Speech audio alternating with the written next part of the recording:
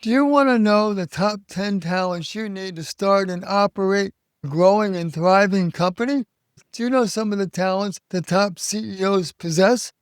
I have met hundreds of CEOs that sold well over $1 billion, and here is what I learned. Hi, my name is Stan. I'm with Boss Makers Academy.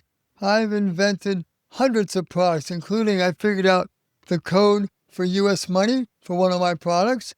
Here's our cleaning card used to clean credit card readers. Everywhere you use your credit card, I was there.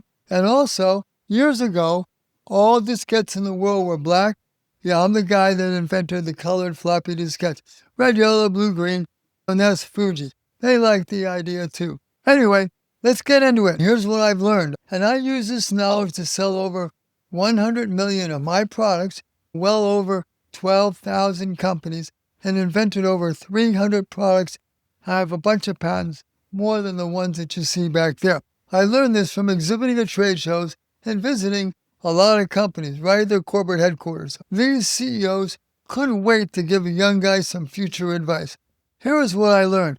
Remember, I want my past to help you with your future. I also spoke to a lot of these CEOs while having dinner or playing golf with a score of them, no pun intended. After a while, you start to notice similar traits and talents. Some were so smart, I had no idea what they were talking about in their field. Others were not geniuses, but were as friendly as the day is long. Some had a smile that you could just not forget. They all had, most important, if not all of them, had the following traits in no particular order. Curiosity. They were always asking me questions. Stamina, energy, dedication, determination, drive, stubborn. They were always working. Education or experience in at least one field, the more the better. They were a quick learner or a quick study. They figured out things like right on the spot. Money or credit, either one, but both are better. They all had drive and passion. They immersed themselves, okay?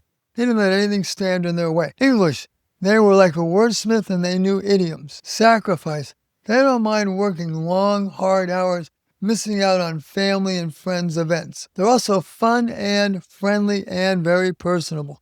You feel endeared to them. They also had verbal, mental, and monetary support from their family. That's very important. I'm going to give you a couple of bonuses. They were also smart and street savvy. Sometimes street savvy is even more important than smart. You just have that gut feeling, and you can't get around people who have that. They just know what's going to happen. Also, a lot of them had a mentor or a coach. They may not tell you up front, but when you start talking to them, they might say, so-and-so's my friend. They were giving me great business advice. So yes, there's a need for a coach. And as I tell everybody, Michael Jordan and Tiger Woods all have coaches. And they were the best in their game. If they have a coach, surely Stan can have a coach, right? And by the way, my friend, who was also my mentor, he was a Mattel toys attorney. So he helped me out a lot with business because he was in business before me. And he was also smart and also helped me with the law, which is important to me because I was dealing with intellectual property with all the patents and trademarks. Now, if you have a product or a talent, you are golden. There's one last thing that just cannot be beat. No matter if you have street smarts, education, knowledge, wisdom, experience. And you know what that is? I'm going to give you 2 seconds to think of it. 1,000, 2, 1,000. Okay, you know what that is? That's luck. Nobody can beat luck. You're at the grocery store, you meet the CEO for some company, and you start talking, and next thing you know, they're a large customer. I heard a story where one company CEO went to his backyard, and the neighbor who was next to him, they were both walking around their backyard. He was trimming his roses. The neighbor was President Nixon. Next thing you know, the federal government's buying tens and tens of millions of this man's products. You can't beat that, only because he chose that time to go out and trim his roses. So remember, nobody can beat luck no matter who they are. Good luck is impossible to beat. Some people say luck is timing. Timing is also very important. If you're getting any value out of this, please hit the share, like, subscribe button below.